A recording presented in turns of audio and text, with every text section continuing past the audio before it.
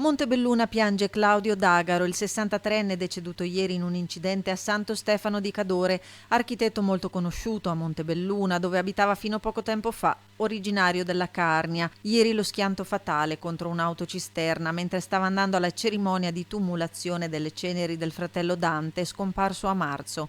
Entrambi erano soci del gruppo Alpini di Montebelluna, con cui da poco avevano ricordato suo fratello con un pranzo, un'eredità conviviale offerta proprio da Dante prima di morire affinché lo ricordassero.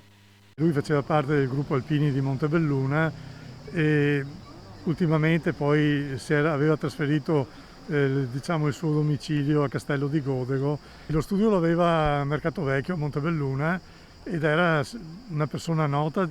Riservato e dedito al lavoro, conosciuto soprattutto nell'ambiente professionale, aveva lavorato in una cooperativa di architetti prima di mettersi in proprio, era specializzato nel recupero di dimore storiche. Ieri viaggiava con la famiglia, la compagna e le 2 figlie, una delle quali, ventenne, è ricoverata in gravi condizioni all'ospedale di Treviso. La compagna e l'altra figlia sono state portate all'ospedale di Pieve e a quello di Belluno.